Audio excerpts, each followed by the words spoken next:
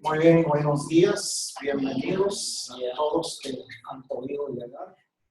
Y a Luisa y Manuel que están así de lejos, muchos saludos, buenos días. Buenos días.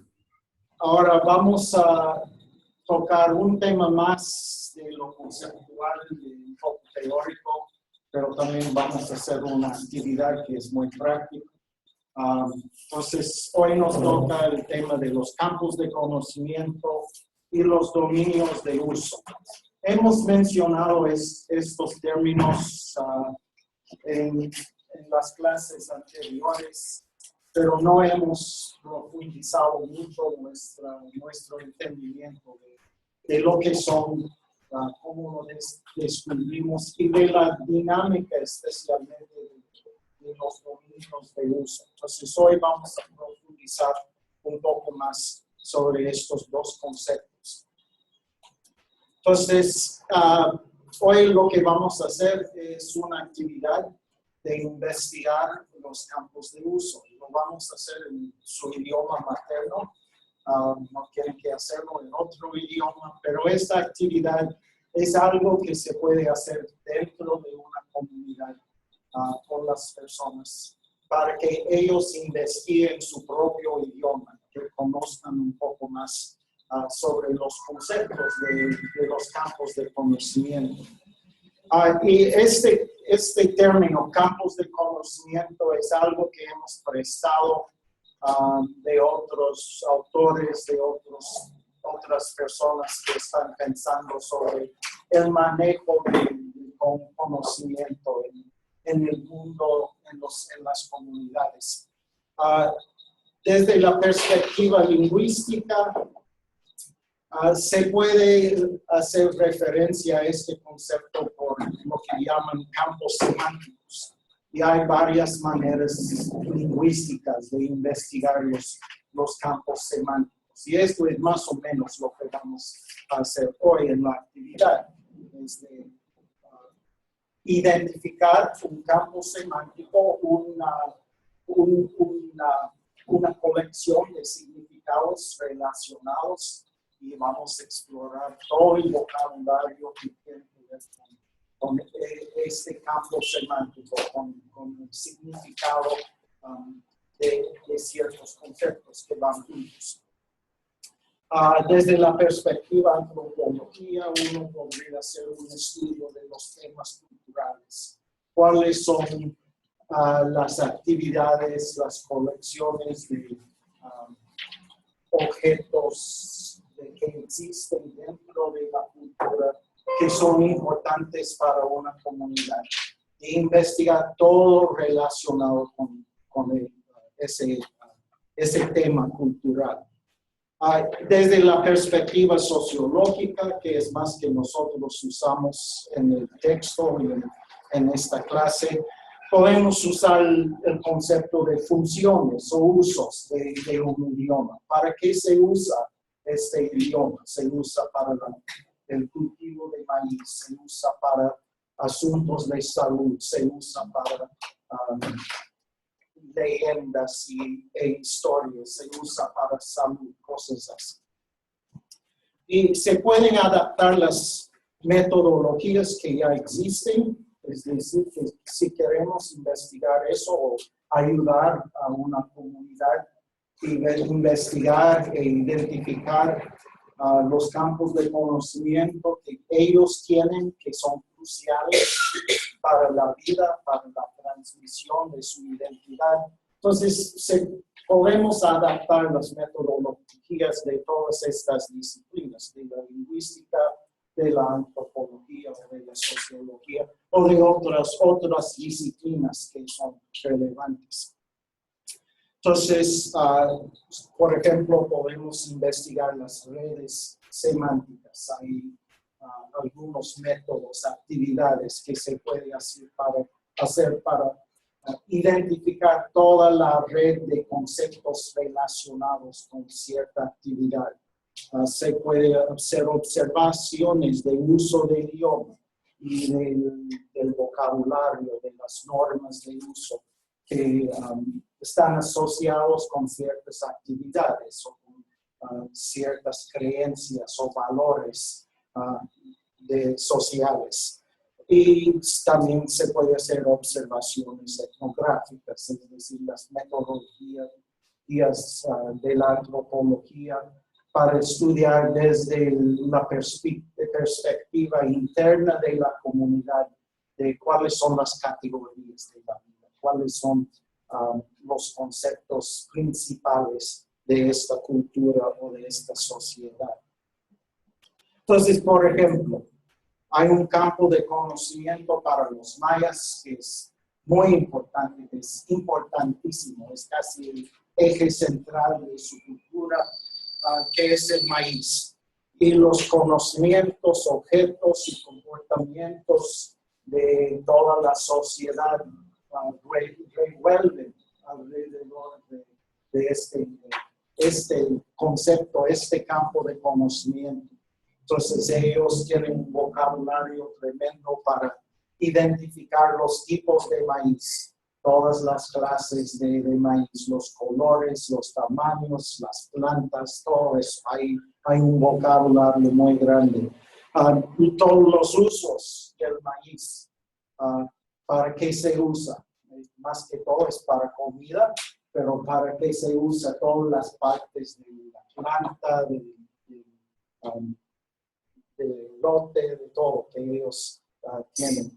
La siembra, ¿cuándo se hace? ¿Dónde se hace? ¿Cómo se hace? La siembra del maíz. Yo acabo de ver en Facebook algo muy interesante, que había una fotografía o un vínculo a un sitio de cómo sembrar una planta de tomate que será muy grande y que me dará mucho fruto. Y yo pensé, bueno, si fueron los mayas, tendría que meter un pescado en el hoyo con la siembra y otras cosas. Se siembra casi siempre una planta de maíz con 2 plantas de frijoles y 3 en juntos. Entonces, cuando fui a este sitio, dijeron, hago un hoyo de este tamaño, echa un pescado. Entonces, eso fue algo moderno para cómo crecer una planta de tomate, pero fue exactamente la tecnología de los mayas. ¿Cuáles son las herramientas que se necesitan? Un asadón, ¿qué más? Para sembrar, cultivar el maíz. ¿Cómo se cuidan las plantas? ¿Qué tienen que hacer? ¿Cuántas veces tienen que venir para cultivar, para quitar las, ¿cómo se llama? Malezas, cosas así. ¿Cuáles son las etapas de crecimiento y cultivo? Y entre los mayas hay una colección de gestos que uno hace para decir que la planta ya está así, o ya está así, o ya ha crecido así.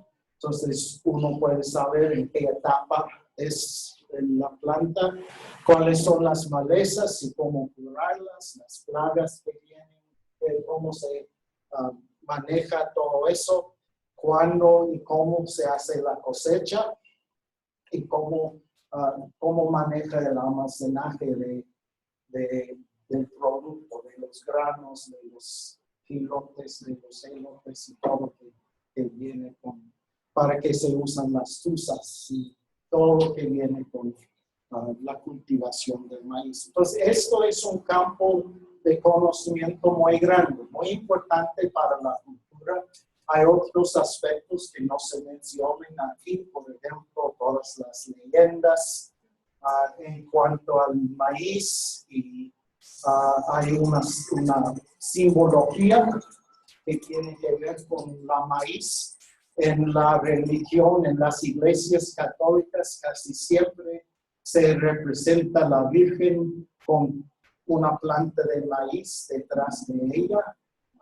Y Jesús tiene el Padre, tiene el sol, Jesús tiene la luna.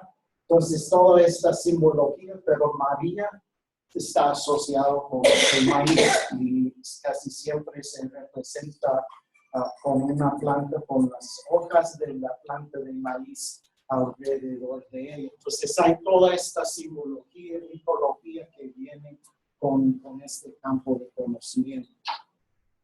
Muy bien, entonces vamos a la actividad. Les vamos a dar unos papelones para que cada mesa tenga algo grande en que pueden grabar y recordar sus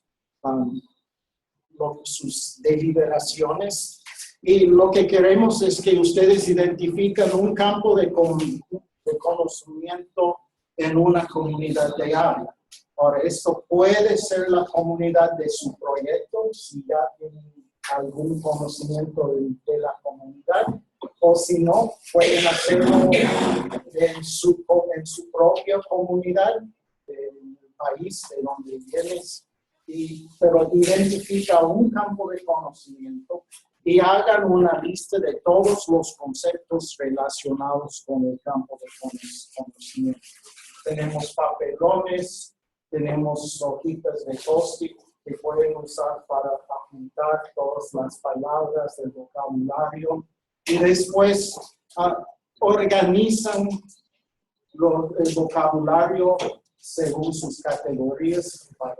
En el ejemplo del maíz, el cultivo, la cosecha, son categorías. ¿Cuáles son los términos que se usan para todo eso?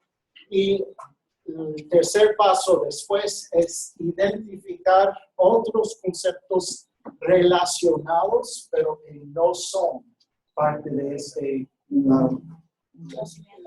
campo de conocimiento. Por ejemplo, se usa el azadón para sembrar, para cultivar, pero el azadón también se usa para otros usos. No es solamente una herramienta relacionada con el cultivo de maíz. Entonces, para que sí se incluye, pero también tiene algunos aspectos que se relacionan con otro campo de conocimiento. Entonces, esto es la actividad. Vamos a tomar unos 20 minutos para hacerlo, pero entonces no va a ser completo, pero por lo menos van a comenzar a manejar este método de identificar y describir el campo de conocimiento. Solamente todos los compañeros están conectados, María no está conectada. María no está conectada. No, María, parece que María. O sea, solo lo que vemos aquí. Sí, solo Manuel y Luis están con nosotros hoy. Y ellos son su propio grupo. Está bien, sí.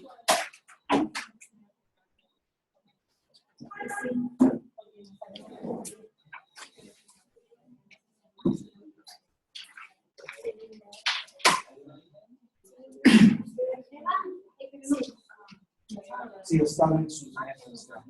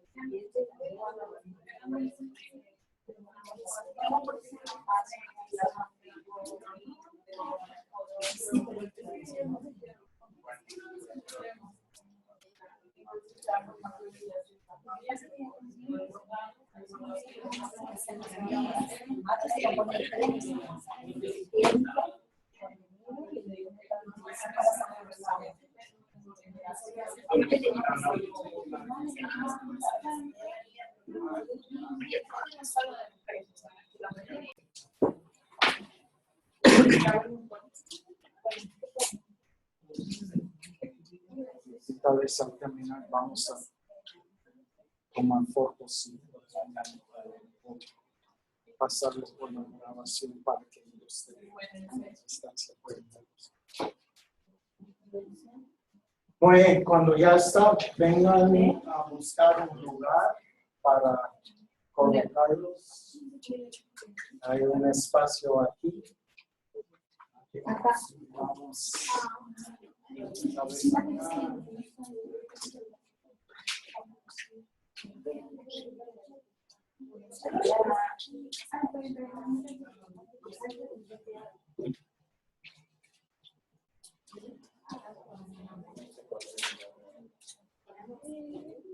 ¿Acá? Sí, acá. Nos movemos de esto.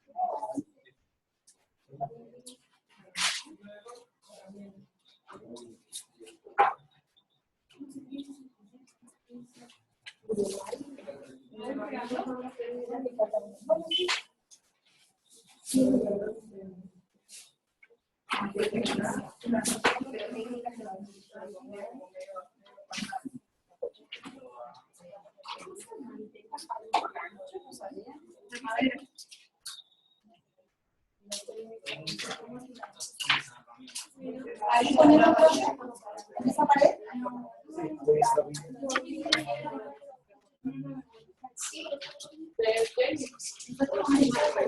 Muy bien. Rápidos. Ahí está bien. Aquí hay otro lugar. Y aprenderíamos mucho, pero tenemos que correr un poco. Entonces, coloquen sus papelones, por favor.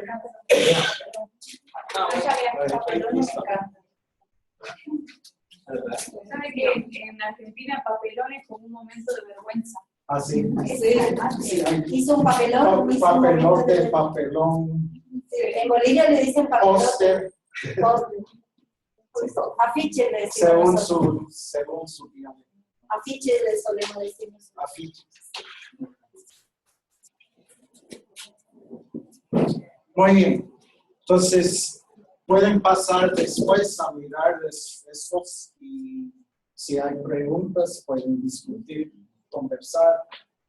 Pero creo que eso es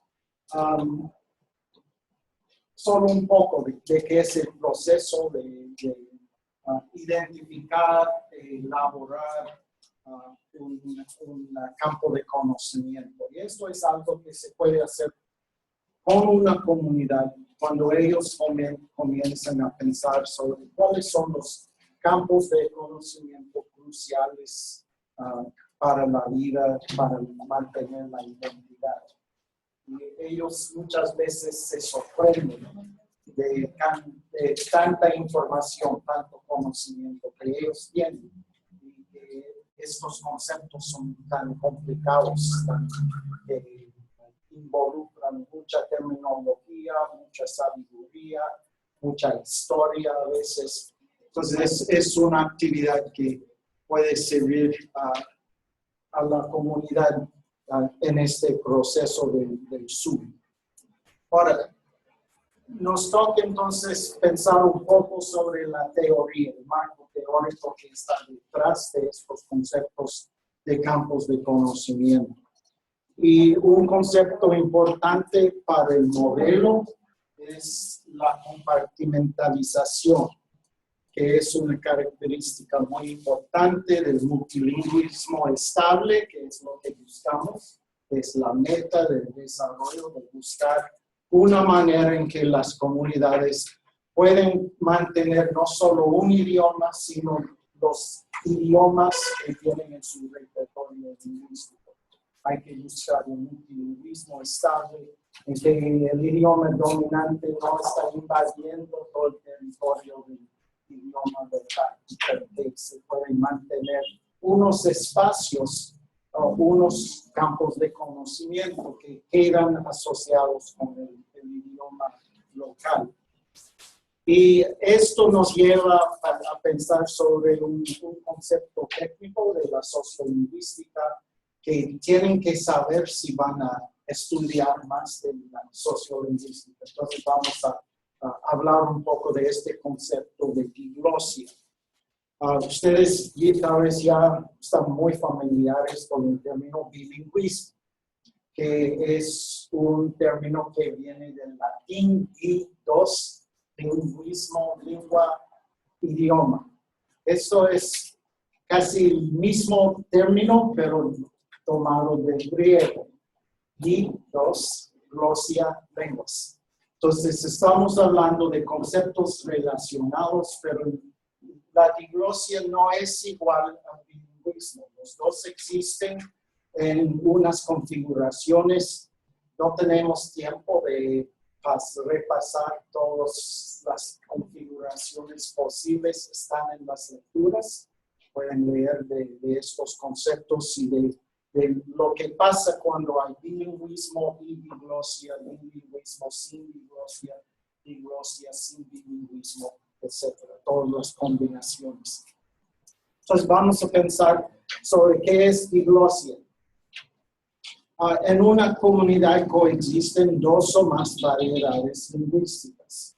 Decir eso no nos indica si hay personas bilingües que usan dos idiomas, o si hay dos grupos monolingües que existen lado a lado, o cómo es la configuración del uso de estos dos idiomas que están en esta comunidad. Muchas veces, y por eso tenemos estos conceptos de la configuración de diglosia con bilingüismo, bilingüismo sin diglosia, etc. Porque no son exactamente iguales. Bilingüismo, en el sentido que lo estamos usando aquí, se refiere a la persona, que hay personas que son bilingües, que tienen dos idiomas que manejan. Diglosia está mirando más que todo, enfocando más que todo en la comunidad, que hay dos idiomas dentro de la comunidad, sea o no las personas bilingües. Entonces, esto es el concepto. Que existe dentro de una comunidad dos o más variedades lingüísticas. ¿Y cómo se arreglan? ¿Qué es la configuración? ¿Cuáles son las normas de uso de estos idiomas que están en la misma comunidad? Entonces, cuando hay diglosia, cada uno tiene un rol social definido e institucionalizado. Muchas veces no se sabe o no se nota cuáles son las normas, pero los miembros de la comunidad saben cuándo usar un idioma, cuándo usar el otro. Hay normas que ellos han han adquirido creciendo en esta comunidad y ellos manejan los idiomas, saben cuándo es apropiado usar uno, cuándo no es apropiado y así.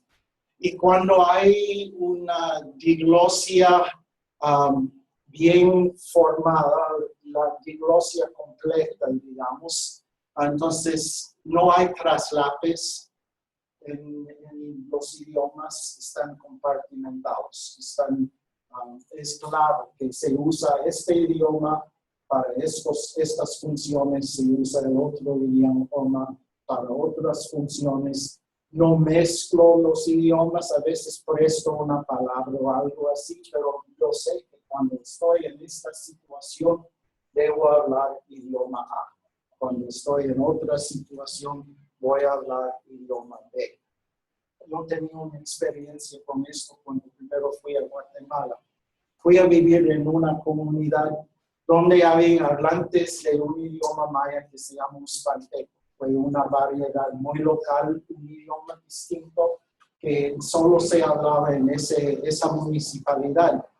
Y también habían hablantes del español, también habían hablantes del quiché. Y había muchos casamientos entre hablantes del quiché y los uxpantecos. Entonces había familias, el padre hablaba quiché, la madre hablaba uxpanteco, y los niños crecían hablando los dos. Yo llegué al pueblo, quería estudiar el uxpanteco.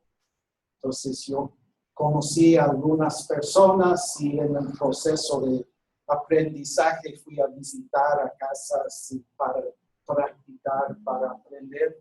Y yo llegué a una casa y salió una niñita para saludarme y me saludó en quiché. Y su mamá dijo, no, con él se habla uxpanteco. Entonces, eso es un tipo de diglosia que ella conocía, que yo quería hablar en uxpanteco, entonces indicó el dominio de uso para el uxpanteco, que yo era uno de esos que habla o que quiere hablar en uxpanteco. Y con frecuencia estos compartimentos se identifican, estos usos, se identifican con los términos alto o bajo. Hay variedades altas o funciones altas y funciones bajas. Y esto tiene mucho que ver con la formalidad, si la situación es pública o privada, la intimidad entre las personas y también el contenido de la conversación. Entonces, profesor, cuando dice variedad alta y baja, no se refiere a la variedad de lenguas, sino al dominio de uso. Sí, y las lenguas se asocian con estos dominios, entonces... Sí, pero no decimos variedades de lenguas, sino variedades en cuanto al dominio de uso. Bueno, muchas veces se hace referencia al idioma alto, porque es el idioma que más se asocia con las funciones altas. Y el idioma bajo se asocia más con las funciones bajas. Entonces, se hace referencia al idioma alto y bajo, pero realmente son los dominios de uso que tienen estas funciones altas y bajas. Y entonces, en una comunidad de habla, habrán dos variedades, una alta, una baja. En las comunidades indígenas de Guatemala, el español es el idioma alto, porque se usa para funciones formales, públicos, usos en las oficinas del gobierno, en las escuelas. Y el quiché y todos los idiomas mayas es el idioma bajo porque se usa entre los indígenas, en sus casas, en el trabajo, en sus chacras, cosas así, donde están entre sí. Y hay una diglosia, pero no había mucho bilingüismo. Es decir, que los hablantes de quiché, muy pocos de ellos eran bilingües en el español, de los hablantes del español no había muchos que hablaban quiché. Entonces, había dos idiomas dentro de estas comunidades. Había diglosia, pero no había mucho bilingüismo. Entonces, esto es una configuración. Los indígenas saben que si voy a la municipalidad para registrar un nacimiento, por ejemplo, para sacar un certificado de nacimiento, voy a tener que hablar el español. Si no puedo hablar el español, tengo que buscar a alguien que interprete para que pueda hacer el trámite, porque no había mucho bilingüismo. Muchas veces el secretario en el registro civil era bilingüe, porque tenía que trabajar con los dos grupos. Pero en la sociedad en general había una compartimentización, que los dos idiomas quedaban en sus dominios completamente separados. Entonces había diglosia, pero no mucho bilingüismo. ¿Había un comentario? ¿Pregunta? Yo tenía una pregunta.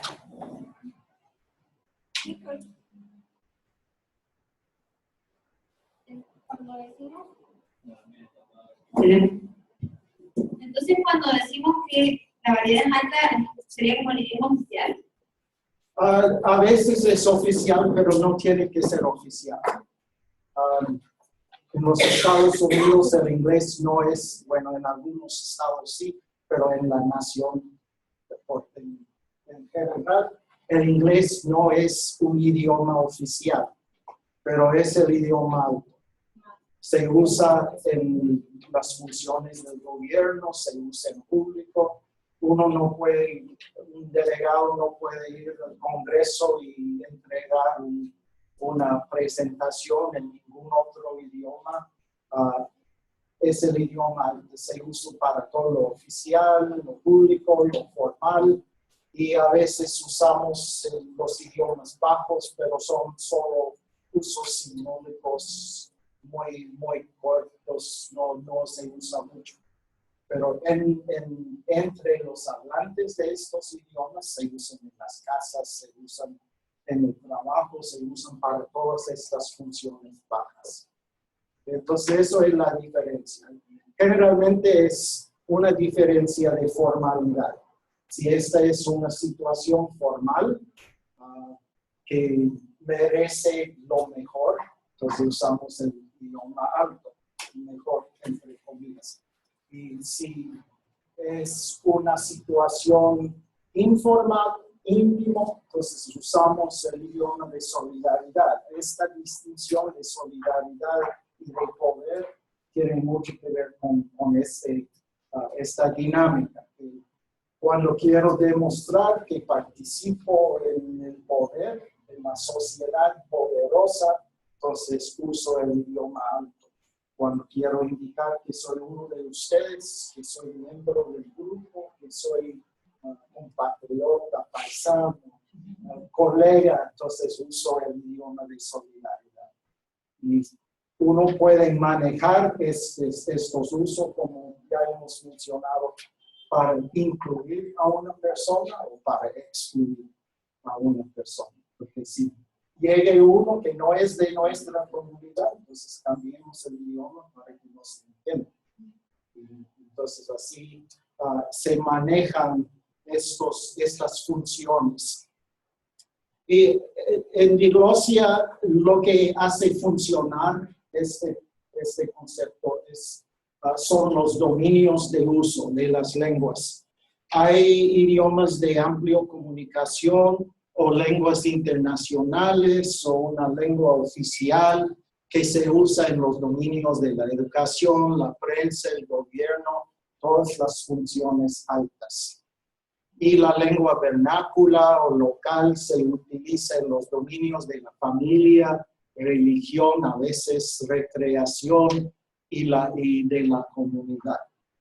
Ahora, la religión es algo difícil a veces, porque es nuestra tendencia a querer hablar con Dios en el idioma más alto que manejamos.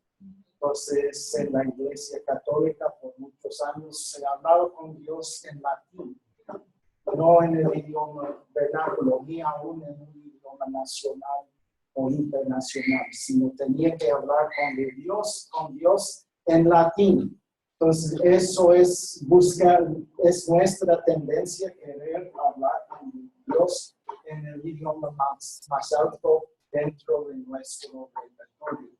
Por eso lo que nosotros proponemos con la traducción bíblica, por la promoción del uso del idioma local, muchas veces choca con este sentimiento, esta idea que tienen las comunidades, que Dios merece lo más respetuoso que puedo manejar. Y así hay que convencerlos que Dios sí habla su idioma. Eso es el proceso, de convencerlos que no tienen que hablar en latín, ni griego, ni hebreo, ni slavónico, el antiguo de la iglesia, con ningún idioma litúrgico, sino que pueden usar el idioma de tu corazón, de tu casa. Y eso es uno de los cambios de perspectiva que hay que aprender y hay que promover dentro de las comunidades. Samuel, ¿tenías preguntas? Sí, no, era más o menos lo que está usted diciendo, porque en Argentina pasa, bueno, nosotros nos tratamos de vos todo el tiempo, pero a Dios nos tratamos de tú, y muchas veces en la iglesia, bueno, ahora está entrando un poco más de tratar a Dios de vos, pero hay mucha gente que dicen que no, que eso es irrespetuoso.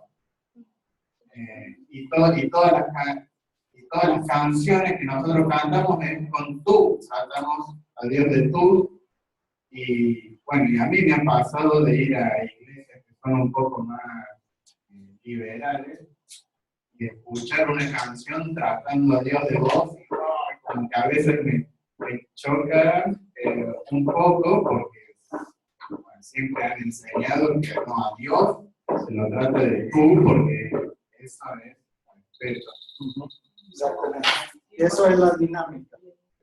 Y tiene en parte un trasfondo teológico de que, bueno, cuando yo primero fui a Guatemala, nunca lo escuché, pero algunos evangélicos me contaron una de las diferencias entre los católicos y los evangélicos. Es que los católicos tratan a Dios como usted. Y nosotros, como Dios es nuestro Padre, tenemos una relación con Él, lo tratamos con Él. Pero nunca vamos a tratar de Dios. Entonces, yo nunca escuché que ningún católico usaba usted con Dios, pero eso fue una de las creencias de los evangélicos, que eso fue una gran diferencia. Que para ellos Dios es más distante, es muy respetado, pero no tenemos una relación íntima, entonces lo tratamos con ellos, lo tratan con usted. Y nosotros, quienes somos hijos de Dios, entonces lo tratamos con tú. Entonces, esta es la dinámica del concepto del alto y bajo, que hay formas aún dentro de un solo idioma, que son formas más altas, que se usan en situaciones, contextos más formales, y hay otras formas que no los usamos en los lugares públicos. Muchas de las profanidades y obscenidades los usamos. Un ejemplo en el libro son las partes del cuerpo. Hay términos para las partes del cuerpo que sí podemos usar en casa, pero si estamos en un lugar público vamos a usar otras palabras porque son más aceptables. Pero en casa, con nuestra familia, con los amigos, usamos estas otras palabras que no están tan aceptables. Entonces, eso es otro ejemplo de la diferencia entre lo alto y el bajo, de estos dominios de uso. Muy bien. En cuanto a los dominios de uso, una configuración, un dominio es una constelación o una configuración del tema de que estamos hablando, del lugar donde estamos y de los participantes. ¿Con quién estamos hablando? Entonces aquí hay un cuadro que les muestra cómo fue la configuración más o menos del español y el quiché en Guatemala. El español se usa para asuntos legales, registros civil, oficiales. El quiché se usaba para la vida diaria en el hogar con la familia. El español se usaba en los cursos de las escuelas, en la universidad. Los profesores, aunque en la universidad donde yo estaba, casi todos los profesores en el departamento de lingüístico o eran gringos que hablaban un idioma maya o eran mayas ellos mismos, pero en las clases, todas las clases se impartían, aún con una clase completamente de indígenas, se impartían los cursos en español. El quiché se usaba para la agricultura, en el campo con los vecinos. El español se usaba para el cristianismo, en las iglesias, en los cultos entre creyentes. El quiché se usaba para asuntos de salud, en sitios sagrados de la religión tradicional y con los curanderos y los brujos, como los llaman, los que podían hacer hechizerias para curar, para darle suerte, cosas así, para proteger. Entonces, eso es se puede ver una división entre los dominios altos y los dominios bajos. Es interesante que en la iglesia usaban el español y con el curandero usaban el quiché. Sí. Sí. Y eso fue una lucha constante para los traductores, para los misioneros, convencerlos que se puede leer la Biblia en el idioma, se puede tener culto en el idioma, pero fue muy difícil, especialmente los cultos públicos grandes. En estudios bíblicos en la casa fue más fácil usar el idioma local, pero lo que notamos fue que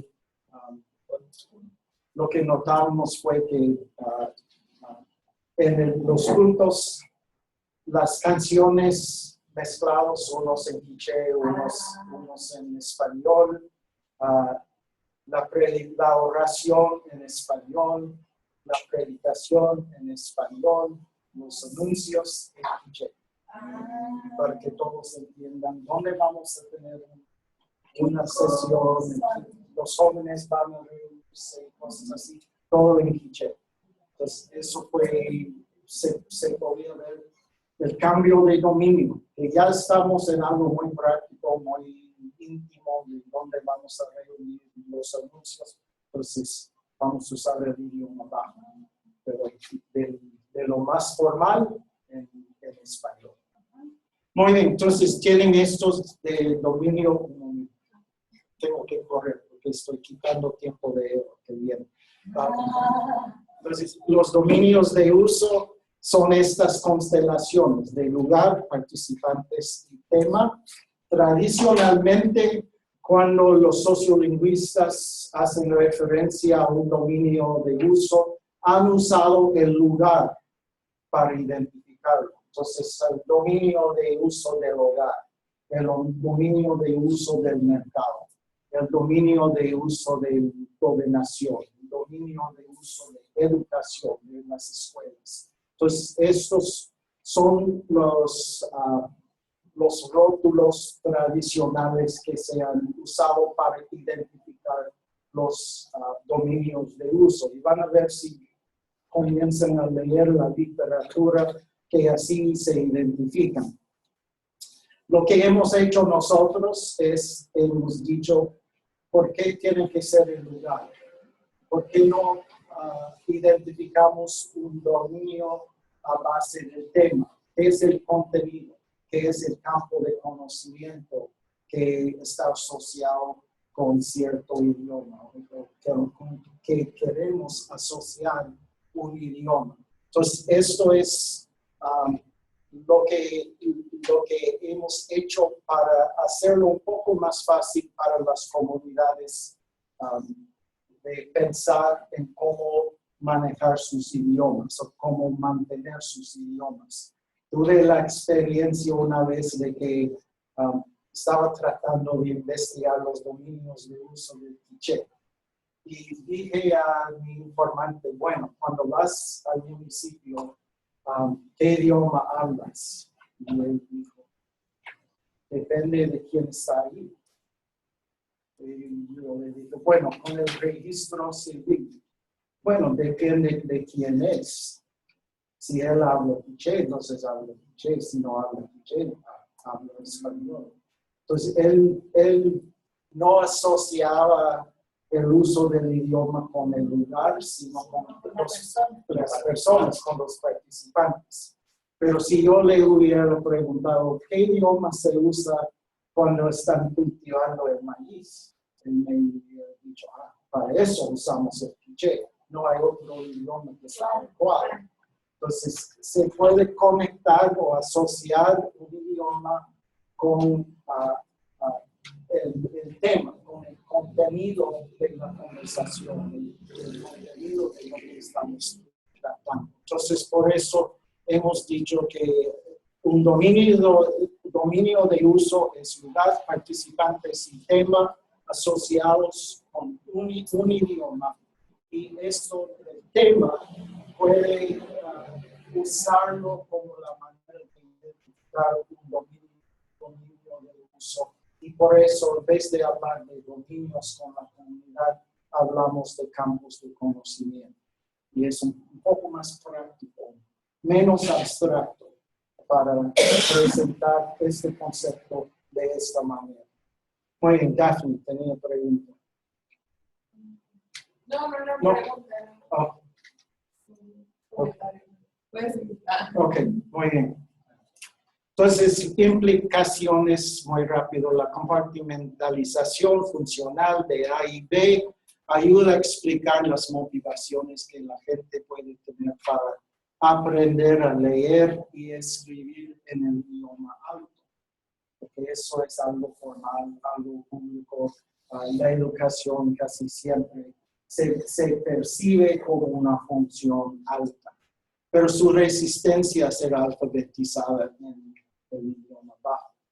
Pues eso es parte del proceso de concientización, de dar a la comunidad la perspectiva de que esto sí es posible, que sí se puede hacer. Muchas veces, en algunos casos, el idioma bajo tiene tan poco prestigio que muchas veces niegan que existe.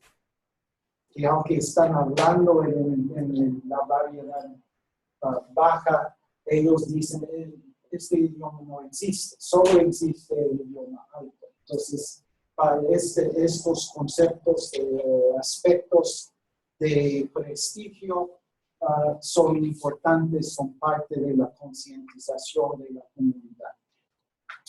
Y la noción, el concepto de campos de conocimiento hace que se facilite para la comunidad abordar la gestión de su conocimiento y pensar sobre la configuración de los dominios de uso en su repertorio lingüístico.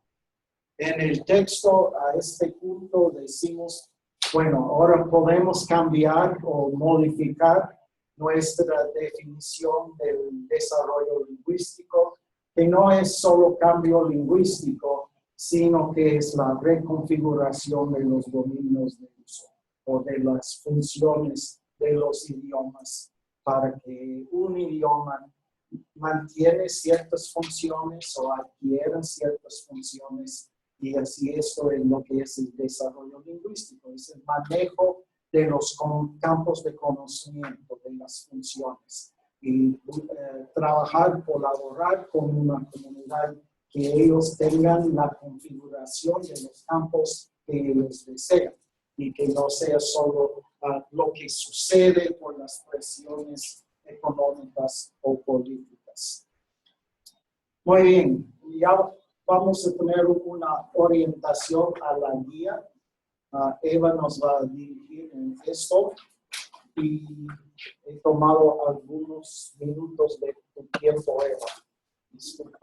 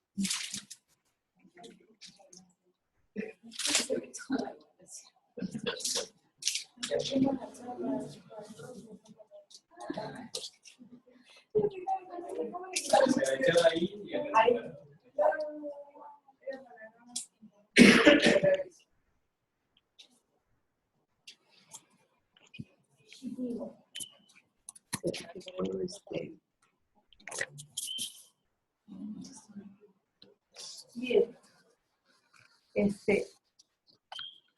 Vamos a empezar hoy día a trabajar con el manual planificando el futuro del idioma. Sé que algunos ya los han estado realizando según las tareas. Y vamos a empezar haciendo unas preguntas acerca del uso del manual en la parte introductoria.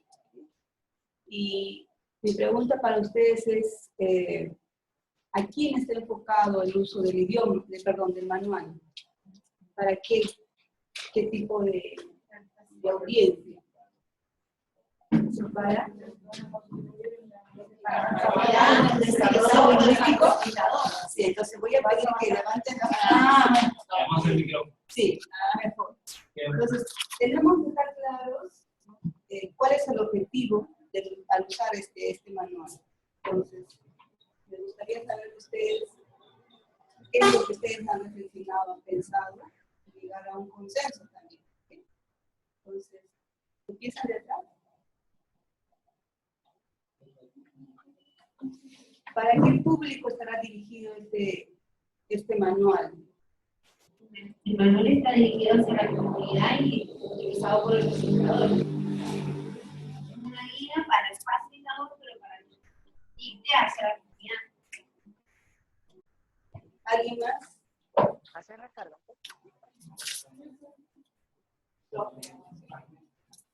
Sí, más o menos me parece que todos tenemos la misma idea. Está dirigido a quienes van a colaborar en el desarrollo lingüístico, sean de la comunidad o sean los orientadores o los que acompañan.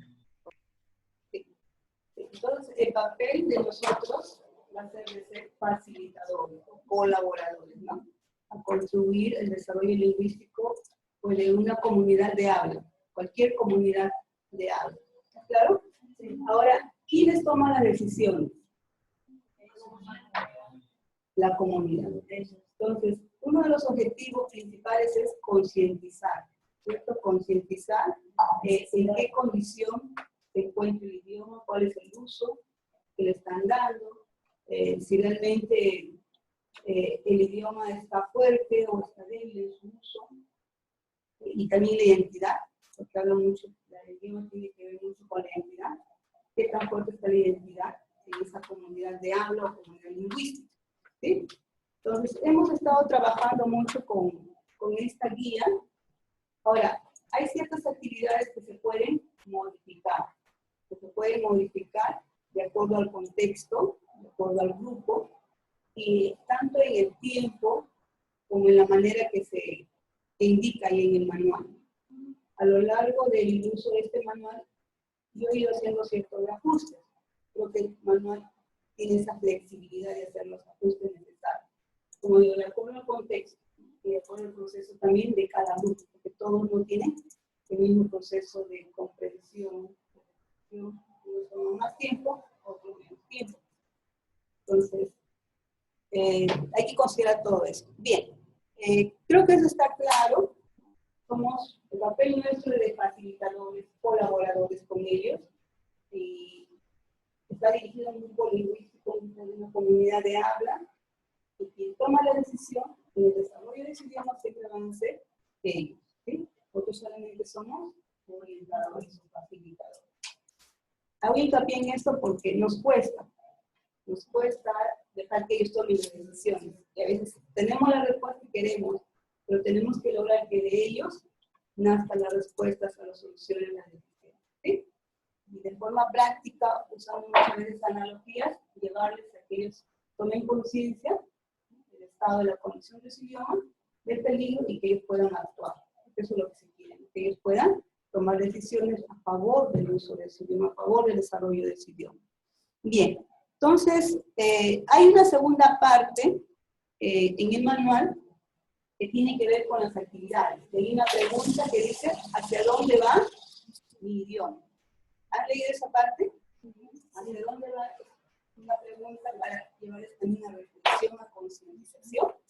Y se trabajan varias actividades. Lo que yo voy a hacer ahora, les voy a enseñar dos actividades, las dos primeras, cómo se desarrolla, les voy a indicar los pasos que se dan. ¿Qué es lo que van a hacer ustedes? Tienen contacto con el informante, con el idioma que van a trabajar, y ustedes luego van a desarrollar la actividad con este informante. ¿Está bien? Entonces, nosotros cuando hagamos en práctica estos pasos que nos vamos a enseñar ahora, ¿tenemos que actuar como facilitadores con el informante? ¿O porque el profe había puesto en la guía que nosotros éramos la comunidad? Yo sé que la información no la va a dar el informante, pero ¿cómo sería ahí? sí, bien. Nosotros somos los facilitadores ahora, ¿sí? Cuando realicemos estas actividades con ellos somos los facilitadores. Y ellos nos van a dar la información para realizar esta actividad. ¿Está bien? Entonces, Es decir, entonces que nuestro informante es la comunidad y nosotros somos los facilitadores. Los que no somos informantes somos los facilitadores. Pero dentro del mismo grupo. sí. Ajá. Bien. Entonces, una de las actividades es el dominio de usos, que tiene que ver con el mapeo de la comunidad. Así podemos, ¿cómo le podemos enfocar a eso? Sí, porque si no, no vamos a...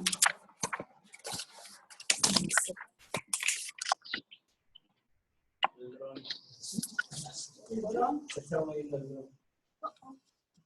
Más abajo. No, más arriba. Necesitamos que los... Con el rodarón.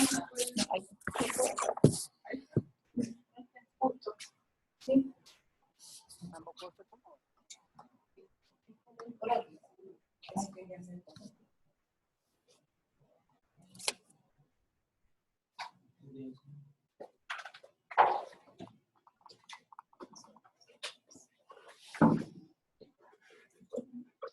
Bien, entonces lo que vamos a pedir nosotros a la comunidad de habla es que hagan el dibujo de una comunidad específica.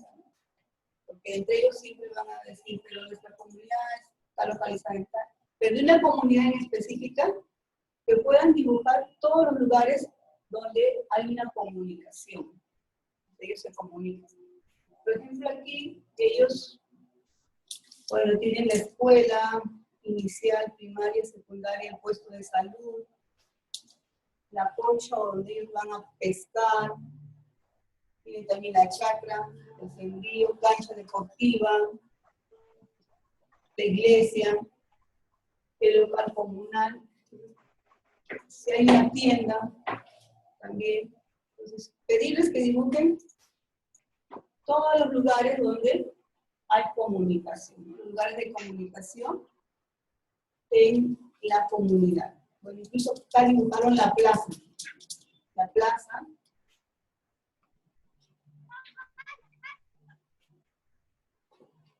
Bien.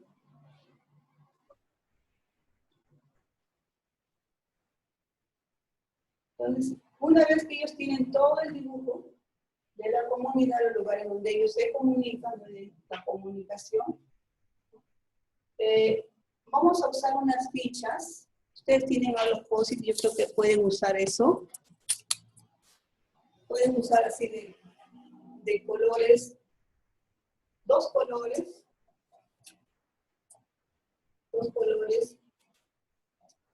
como estas, así.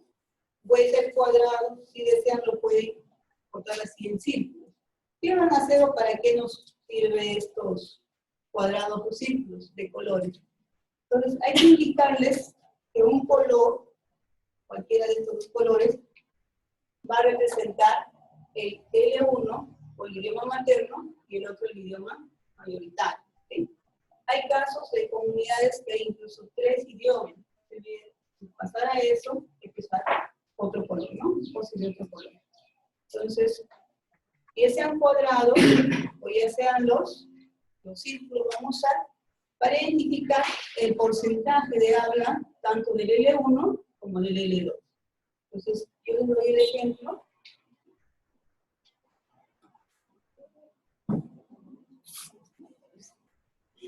Bien, por ejemplo aquí, dice cancha deportiva, tienen el círculo, inclusive que la mitad hablan pues el chipil y la otra mitad hablan el español.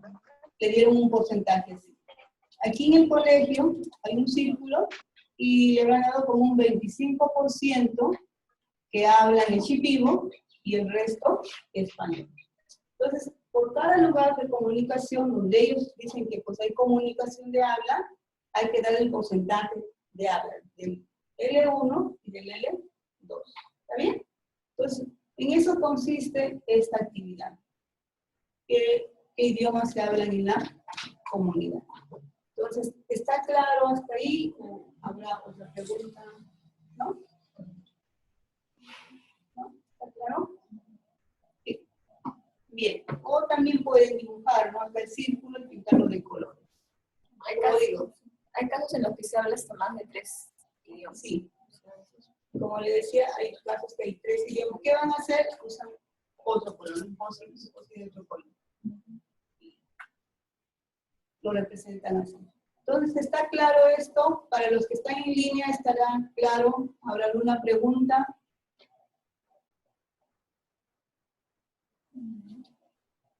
Está claro. Está claro como el agua ahí. Bien, entonces... Como el chocolate. Como chocolate. Todavía está turbio. Todavía está claro. Entonces, esta es una de las actividades que ustedes tienen que realizar. Quizás mañana podemos dialogar qué es lo que ustedes descubrieron con esta actividad. ¿Está bien? La segunda actividad es esta. Yo creo que tengo que pasar ahí. Sí, si no, no la camarita. Eso va a ser ella también. Sí.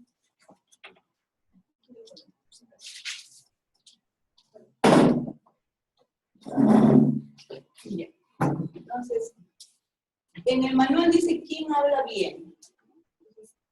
Aquí le pusieron uso de idioma. Lo entendieron mejor así. Y otra observación del manual es que a veces los títulos de las actividades para algunos grupos no son muy entendibles. Ellos quieren escribirlo a través de una pregunta. Por ejemplo, acá, en la actividad anterior, algunos lo escribían, ¿qué idiomas habla mi comunidad? Y está bien. Es entendible para ellos, está bien. Entonces, ¿quién habla bien el chipivo o el español? También está bien. Y pusieron acá el uso de idioma, dice, bueno. Entonces, estas actividades, en lo posible, también hemos pedido que lo traduzcan a su idioma. Entonces, ellos lo traducen. Después de la explicación en español, ellos lo traducen al idioma, porque esto lo usan para compartirlo y consensualizarlo en grupos. Es la dinámica de ellos. Bien. Entonces, eso tiene que ver con el bilingüismo, con lo que ya la explicación anterior que tuvieron. ¿Qué hacemos aquí? Trabajamos con el diagrama de Venn, 2 círculos. Un círculo va a representar el idioma materno y el otro el idioma mayoritario, el L2. Y le pedimos que hagan una lista de las personas en la comunidad por categorías que hablan el L1 y el L2 o si hablan los dos idiomas. ¿Sí? Si hablan los dos idiomas. Pues si hablan los dos idiomas, el L1 y el L2 lo han categorizado aquí. Abuelos y abuelas actuales, jóvenes, adultos, niños y niñas. Y aquí colocaron abuelos y abuelas antiguos. Ahora, ¿por qué? Porque muchos de ellos también lo categorizan por edades. Entonces, quizás para mí, si un niño para mí es de hasta los 11 años, ellos dicen que no a veces, ¿no? No, y es desde 11 para arriba, pues, tienen otro tipo de categorías. Hay que tomar en cuenta mucho cómo categorizan ellos las edades de las personas, ¿sí? Si es niño, adulto, anciano, tienen su forma de categorizar. Por eso le pusieron aquí abuelas y abuelos antiguos. Por ello lo consideran de 70 años para arriba, que ya son abuelos y abuelas antiguos.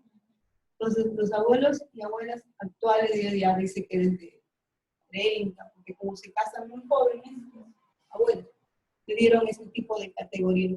Pues esta actividad también es simple, ¿sí?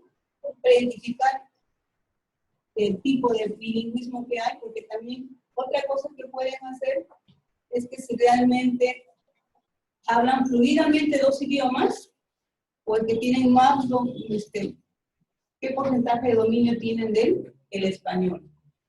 En caso de los maestros bilingües, ellos le han dado ese tipo de categorización. Es muy diferente a un grupo de la comunidad, de padres de familia, líderes, ¿no? O comuneros, como le llaman. Entonces, pues en eso consiste esta actividad. ¿Tendrán alguna pregunta?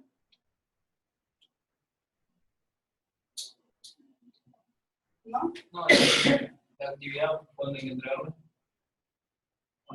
Para mañana. Fuera posible para mañana para poder dialogar un poco más cómo les ha ido, ¿no?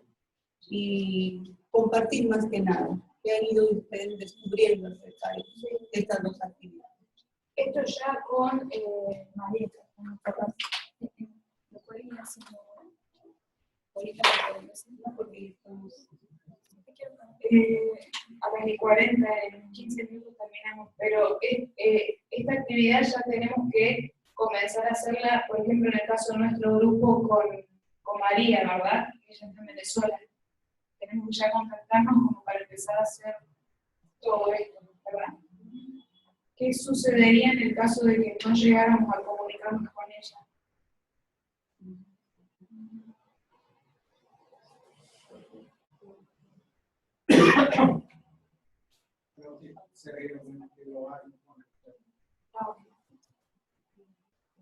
Entonces, para los que no escucharon, el profesor dijo que sería bueno que lo hagamos cuando podemos, o sea, lo antes posible que se pueda.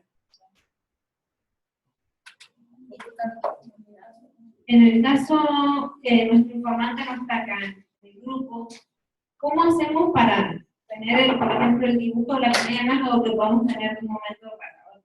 Por ejemplo, de la mañana, si el informante no está acá en el grupo, o en nuestro caso si es Nehemías. O no es Nehemías, pero es un informante del hermano, o sea, para tener el gráfico de la comunidad no es que lo vamos a tener. Tenemos que esperar que la persona nos dé y todo.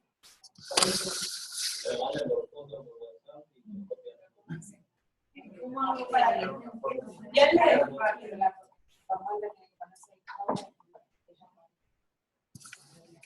Hola Eva, tenemos una pregunta, los de en línea. Nosotros estamos en grupo Manuel, Watson y yo, y lo que estás diciendo hoy nosotros ya lo tenemos hecho.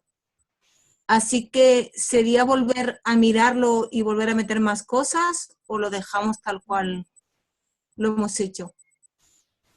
Lisa, ¿es la tarea que enviaron ayer? ¿Tiene que Sí. ver? Pero ellos han enviado una tarea escrita. Entonces hay que pasarlo a este formato. Con los dibujos Es que eso es, eso es complicadísimo para los que estamos en línea, poder dibujarlo y mandarlo.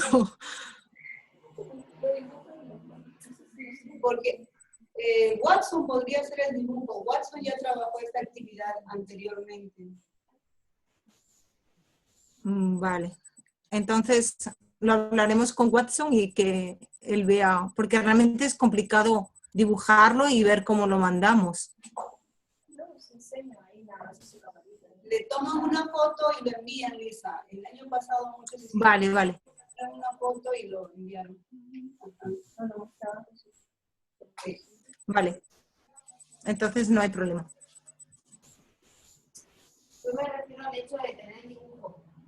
O sea, no es algo que podamos tener en el dibujo. No es algo imposible para nuestro grupo, por ejemplo.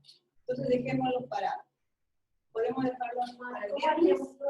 Para el viernes. Sí, bueno, esto es parte del,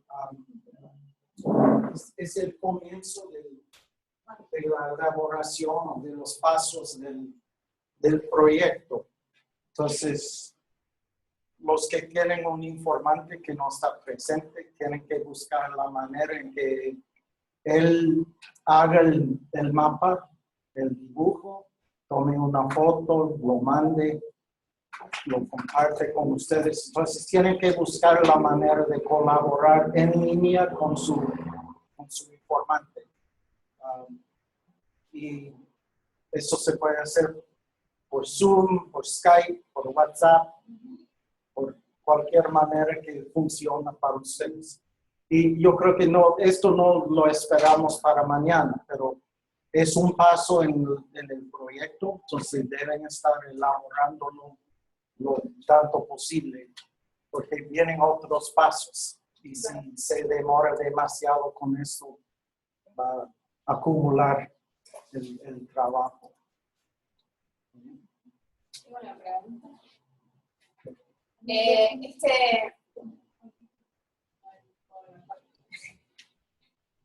Quería preguntar si estos dos trabajos que hay que hacer incluyen a la hora de la presentación del trabajo del proyecto, digamos, al final lo tenemos que demostrar también, va como... Sí, será parte de su proyecto, de su informe, de la presentación. Entonces, lo que van a hacer en la presentación es describir la comunidad. Aquí hay un mapa que demuestra dónde está todo y aquí donde está donde se habla un idioma, el otro, cosas así.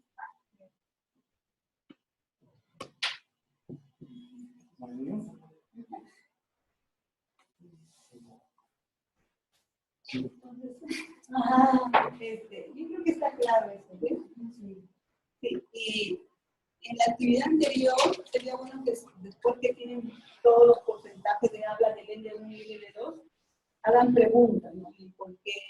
¿Y por qué está pasando esto? Y ahí van a encontrar algunas cosas que quizás uno no lo ha observado.